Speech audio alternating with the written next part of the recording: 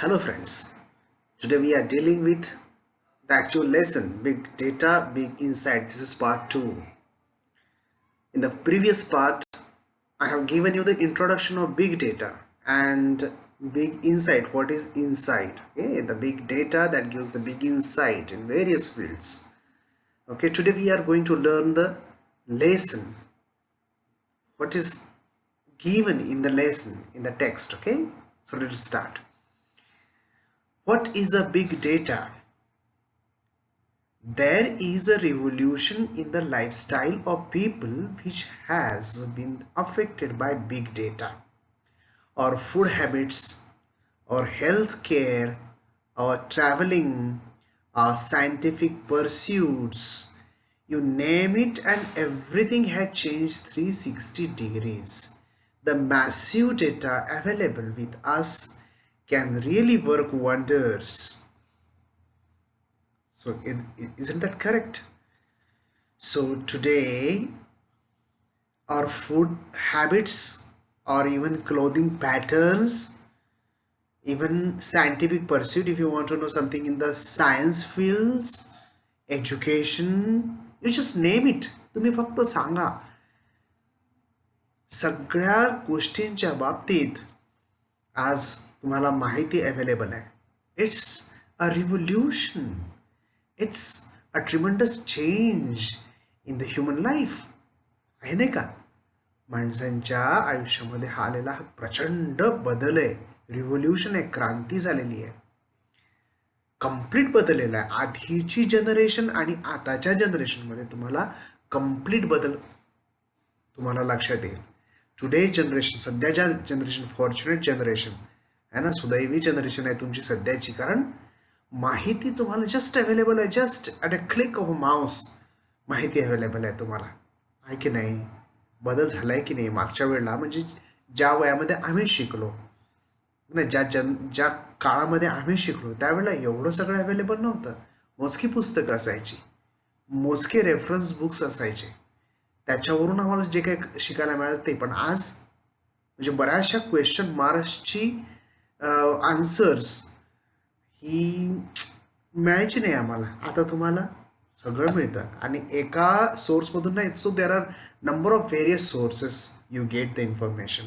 You can get anything. ज्याला global village म्हटलंय ना, आपल्या या पृथ्वीला ग्लोबल व्हिलेज का म्हटलं गेलं आहे? आत्ता खरं झालं आहे. म्हणजे अमेरिकेतल्या मार्केटमधली एखादी वस्तू असेल तर यू कॅन परचेस इट.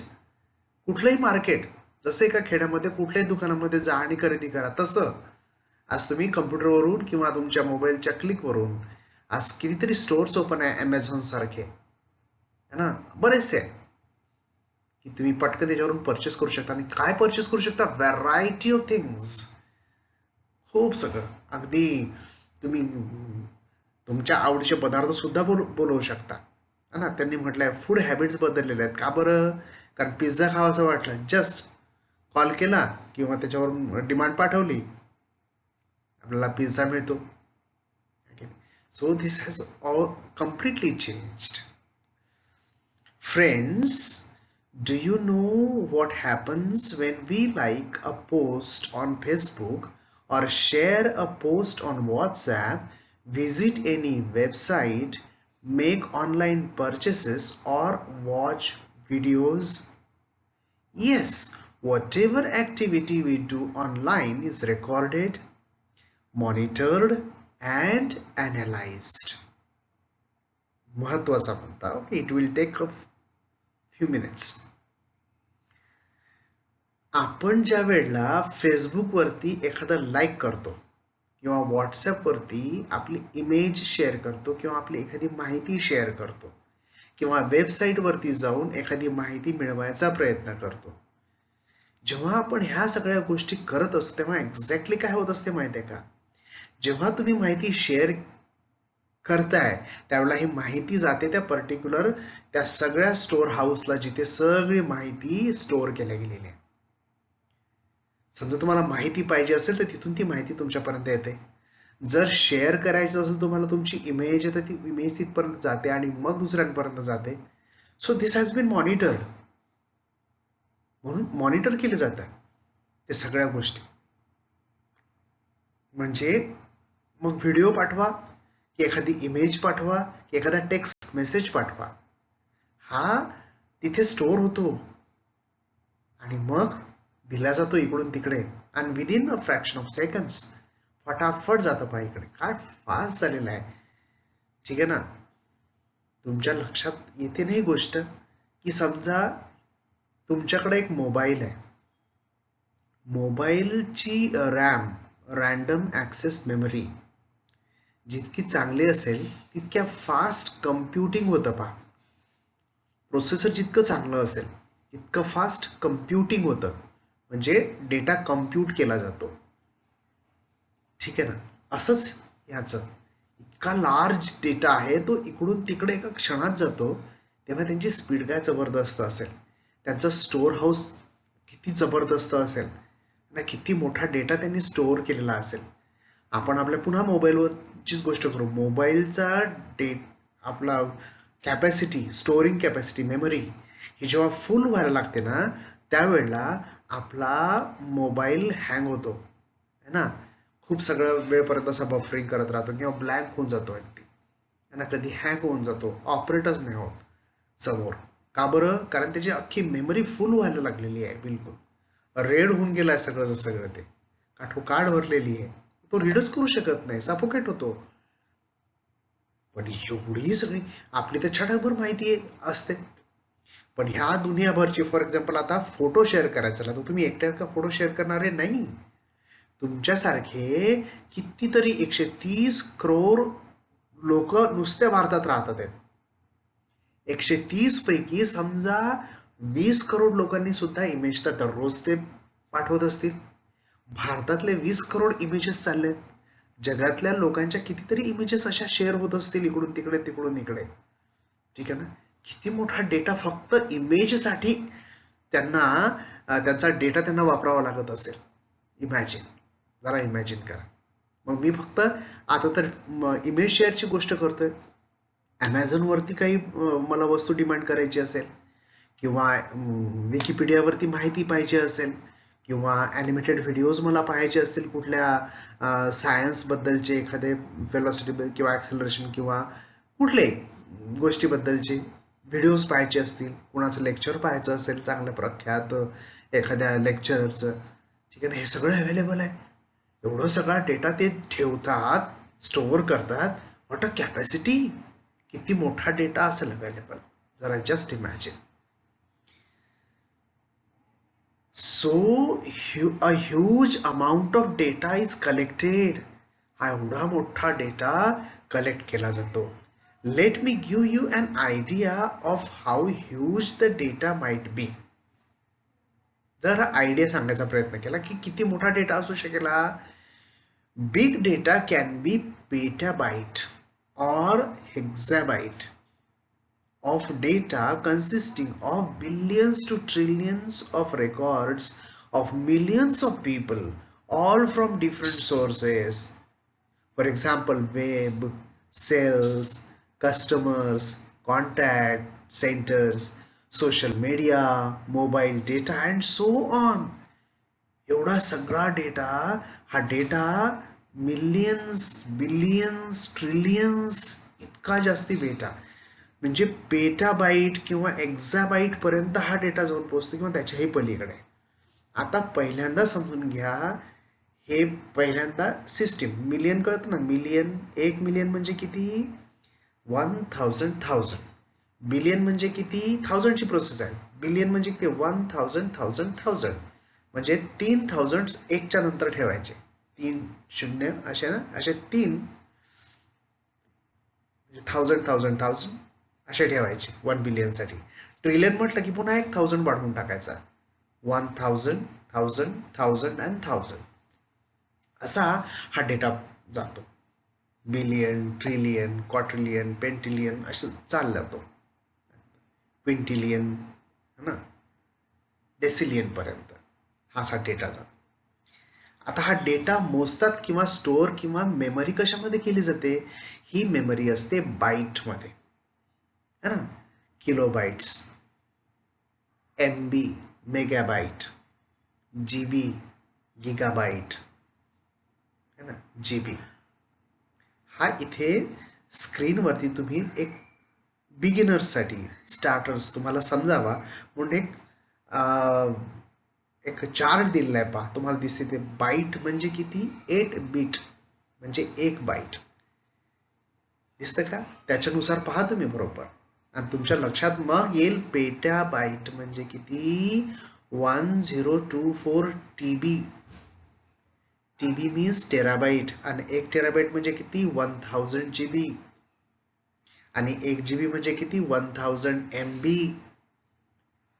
आता तुम्ही जरा विचार करून पहा की पेटाबाईट म्हणजे काय चीज झाली, आणि एक्झाबाईट म्हणजे काय, किती मोठा डेटा झाला. आता बाईट आणि बीट हे काय चीज आहे माहिती आहे का? आपल्याला जे काही चित्र दिसतात किंवा लिहिलेलं हे सगळं दिसतं याच्यावरती, किंवा माझा आवाज तुमच्यापर्यंत पोचलाय, किंवा कम्प्युटिंग होतं आत, है ना, कम्प्युटरचं कॅल्क्युलेशन होत असतं किंवा अंडरस्टँडिंग होत असतं, त्याची स्वतःची भाषा आहे, ती बायनरी लँग्वेज आहे. ही बायनरी लँग्वेज कशी असते? 0 आणि 1 याच स्वरूपामध्ये असते, याच 0 आणि 1 या स्वरूपामध्ये. म्हणजे 0 म्हणजे 1 बीट, 1 म्हणजे 1 बीट, ठीक आहे, असे बीट्स, असे 8 बीट्स. 8 beats means 1 bite. कळतंय? थोडं थोडं समजून घ्यायचा प्रयत्न करा. आता ही जसं एक मॅथमॅटिकल एक्सप्रेशन जर बायनरी लँग्वेजमध्ये म्हणतो आपण, तर कसं होईल? 0 0 हा 0, 0 1 हा झाला 1, 1 0 हा झाला 2, 1 1 हा झाला 3, 1 0 0 हा झाला 4, 1 0 1 हा झाला 5. अशी ही फक्त 10 10 10 10 ह्याच्यातच ही पूर्ण बायनरी लँग्वेज असते. जो काही कम्प्युटरला समजणारी जी भाषा आहे ना, ही बायनरी भाषा आहे, बायनरी लँग्वेज आहे. आणि हा जो डेटा आहे ना, तो त्या बायनरी याच्यानुसार मोजला जातो. आता कळलंय का तुम्हाला? है ना, म्हणजे 0 0 हे जर त्यांनी लिहिलं असेल तर 2 बाईट्स आले.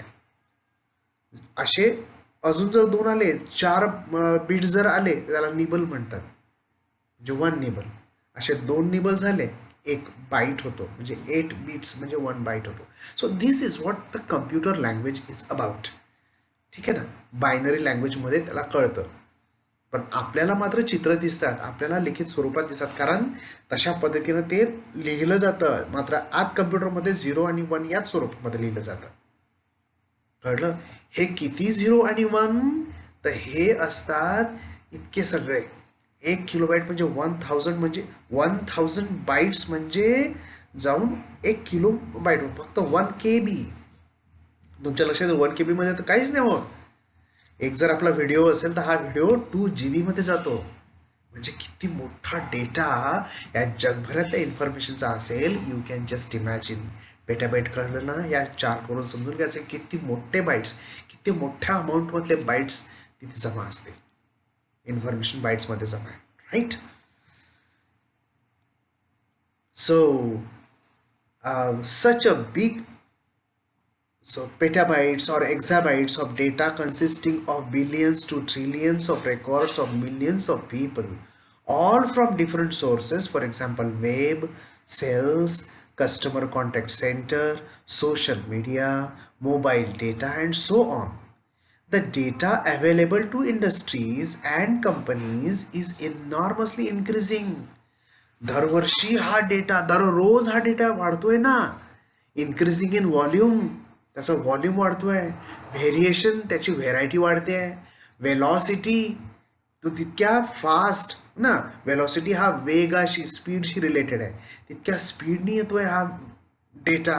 व्हेरासिटी मीन्स जेन्युनिटी, तो तितका प्रामाणिक आहे की नाही, तो तितका ट्रुथफुल डेटा आहे की नाही, की बकवास डेटा आहे. व्हेरासिटी अँड व्हॅल्यू ना, या एवढ्या वेगवेगळ्या व्हेरिएशन्समध्ये हा डेटा इन्क्रीज होतो आहे. त्याचा व्हॉल्यूम पण इन्क्रीज होतो आहे, व्हेरिएशन पण इन्क्रीज होते आहे, त्याचा स्पीड पण इन्क्रीज होतो आहे, त्याची व्हेरासिटी पण, आणि त्याची व्हॅल्यूसुद्धा इन्क्रीज होते आहे एव्हरी डे.